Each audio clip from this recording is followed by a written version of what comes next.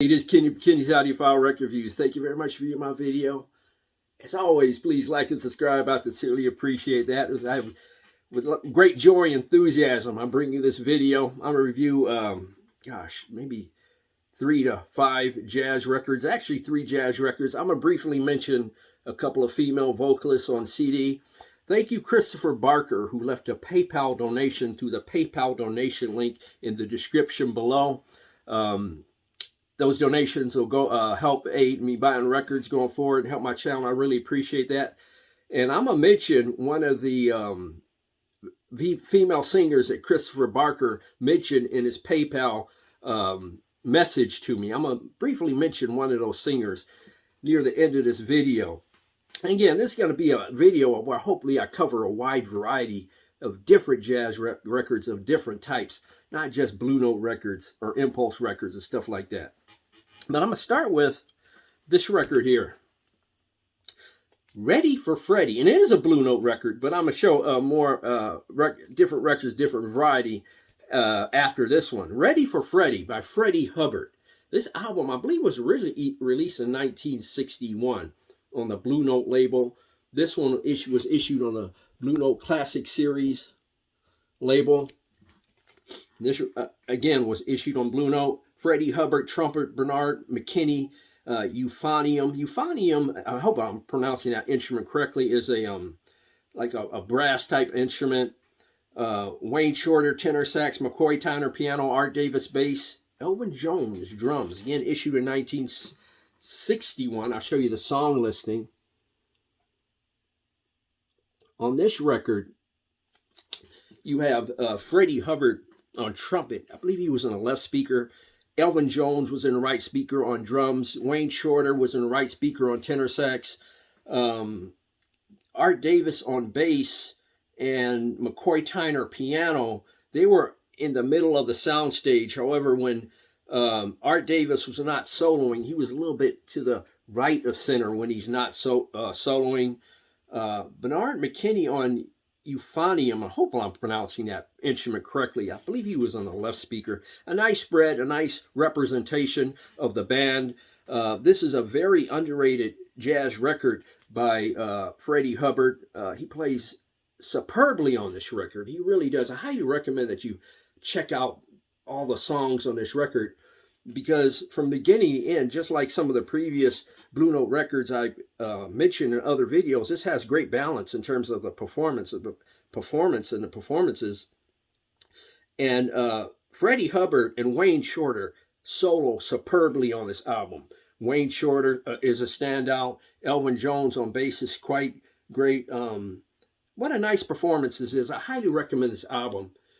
Underrated Freddie Hubbard album. If I were to judge the performance, I give the performance a 9, and the sound probably more like an 8.5, because I have the same issue that I do with several Blue Note records, and that the piano and bass were not mic'd well, you know, especially when they're not soloing. When they're soloing, you know, they're more forward in the sound stage. There's a little bit more detail, more forward location in the sound stage. When they're not soloing, especially at bass, it gets too recessed where you can't hear it as much as you should unless you really pump up the volume really high.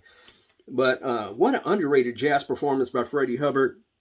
Again, it's a solid 9 on my scale. A tremendous jazz performance. Does it compare to some of his better jazz performances? Let's say that CTI record, Red Clay on CTI Records. That's a different vibe and groove than this record. This record is a legit serious jazz record, and I'm not saying Red Clay is not, but CTI Records was trying to cast a wide net in terms of the audience they were trying to attract and capture. It's obvious. They were doing jazz fusion and soul jazz records. Don't get me wrong, the performances were fantastic. And Freddie Hubbard's Red Clay album is a transcendent album. This is great as well. I'm not saying it's as good as Red Clay because it's a different vibe and groove. It was a different audience than Red Clay. But this album you definitely should check out, in my opinion. Freddie Hubbard, 1961. Ready for Freddie on Blue Note Records. This one again on Blue Note Classic Series. Check it out. this tremendous performance by these fantastic musicians. Performance 9, sound at 8.5. Freddie Hubbard, Ready for Freddie. I definitely give that a listen when you have some free time.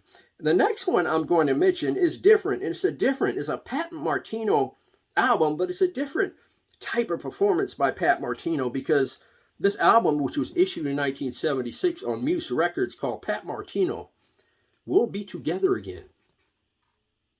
And this issue includes Pat Martino on guitar and Gil Goldstein on electric piano. It's just the two of them, where you have Pat Martino in the middle of the soundstage and Goldstein a little bit to the right of Pat Martino.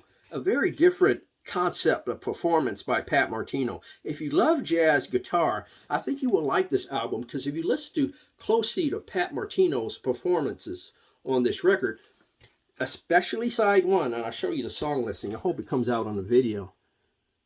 If not, I apologize. Especially side 1. I thought side 1, the performances were more challenging and more, invigorating in terms of a jazz guitar performance. Whereas on side 2, he's covering songs like Sending the Clowns, Willow Weep for Me, although he does a great performance on the song You Don't Know What Love Is. But this is a different concept of just Martino and an electric piano in terms of a Pat Martino performance, in my opinion. But if you're into jazz guitar, just concentrate on Pat Martino, how he's playing on this very nice performance. I really enjoyed it. I was focusing on Pat Martino because there was not a lot to focus on, to be quite frank with you. However, his performance was that great. So was the performance on electric piano. I'm going to give the sound a 9 and the performance an 8. The sound on the album, I need to run this again through my ultrasonic cleaner, because there was some distortion here and there, and I probably need to run it through again. And the sound was not as detailed, pristine, and clear as it should have been on my copy. That does not mean the copy you may have, or the one you may get, may not sound great, or maybe this is available in digital format. But this particular copy, I'm going to give the sound 8 because of the slight distortion here and there, and the sound, like, again, was not clear and defined as it should have been, in my opinion. Performance outstanding. Sound a 9, performance a 9, sound a 8. Pat Martino, We'll Be Together Again on Muse Records, issued in 1976. Please check out Pat Martino's performance on this record. I don't think you will be disappointed. Whether you like the concept of that record is a different story. Please leave your comments in the comment section below. The record I'm about to mention next is one I enjoyed the most out of all the records and CDs I'm going to present in this video. I was just amazed by this big band effort. This is an underrated album, in my opinion, by Lalo Schifrin. It's called New Fantasy. It was issued in 1964 on Verve Records. A lot of you know Lalo Schifrin from his Mission Impossible song and the soundtrack. And what an iconic song that was. And Lalo Schifrin is really great with the big band vibe and groove. And this is a sensational big band album, in my opinion. There's some iconic musicians on here. This is a mono version of the record. And this is an outstanding mono record. Again, in my opinion, although I wish I had the stereo version. I'll give you some of the musicians of note on this record. Lalo Schifrin is the arranger, conductor, and he plays the piano. I'll show you a picture inside of Lalo. I'm giving you some musicians to note. On trombone, you have Jimmy Cleveland, Kai Winding, J.J. Johnson, Ubi Green. Trumpet, you have Ernie Royal, Clark Terry, Snooky Young. Tenor saxophone, Jerome Richardson. Guitar, Mundell Lowe. Drums, Grady Tate. You have some iconic, veteran musicians on this fantastic record. Here's the song listing. And when you listen to the song, I don't think the title track, New Fantasy, is the best song on this record, although it's quite good. Check out The Peanut Vendor. The Peanut Vendor. That is an outstanding big band song and performance, arranged and conducted amazingly by Lalo Schifrin and crew. I have nothing but great things to say about this record, this mono record. It was recorded at Van Gelder Studios.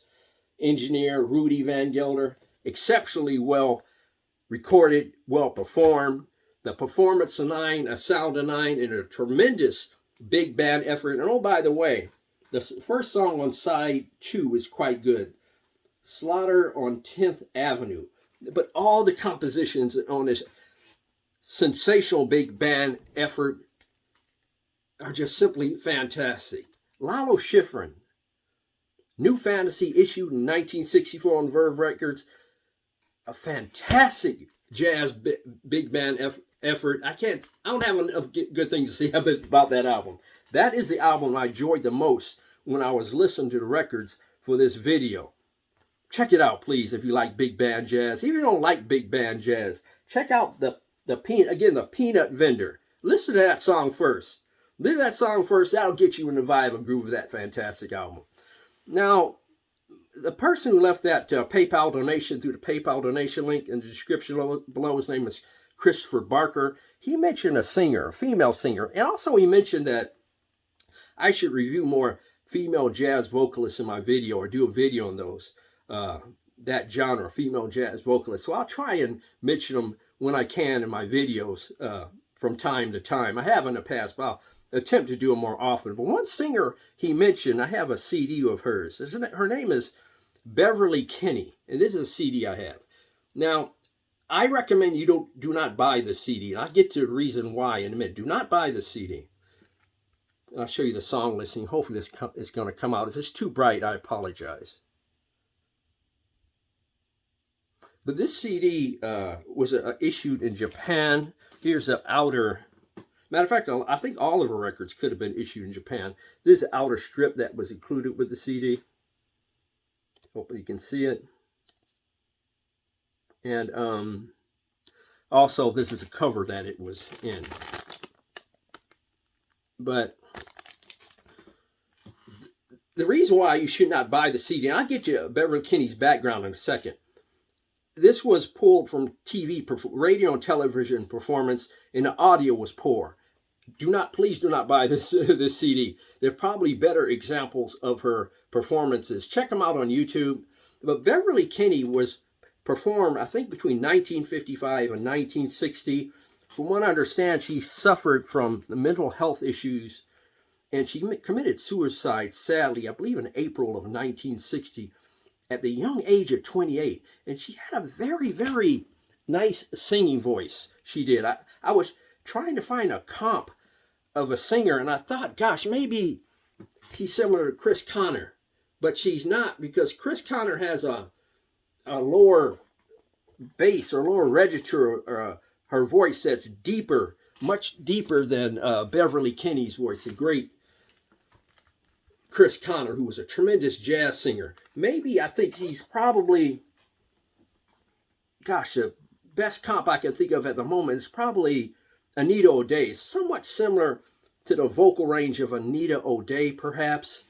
But, gosh, but like I said, unfortunately, she passed away at a young age of 28 in 1960. Who knows what height she could have reached. She had a tremendous singing voice, a nice style. There's a lot of videos of her on YouTube. There's one on Hugh Hefner's TV show. Check that out.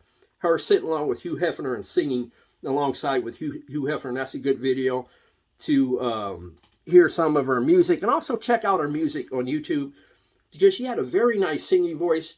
I think one of her role models or inspirations in terms of a singer was Billie Holiday, from what I understand. But Beverly Kinney, definitely check out her work. A nice, very nice jazz vocal singer, mid 50s to 1960. Beverly Kinney. And I'm briefly mentioned another singer with a similar name. Her name is Beverly Kelly. Beverly Kelly also has a similar singing voice to Beverly Kinney. They're very similar in nature. This CD is outstanding in terms of sound. She's with the Pat Moran trio. Pat Moran was a female piano player. I think Scott LaFaro, I don't think he's on this CD, but Scott LaFaro briefly played with Pat Moran. I believe Pat Moran on piano, Scott LaFaro on bass. I don't think he's on this CD. I have to check that out. But this is the outer strip that came with this particular CD. And sorry if my finger's covering it. And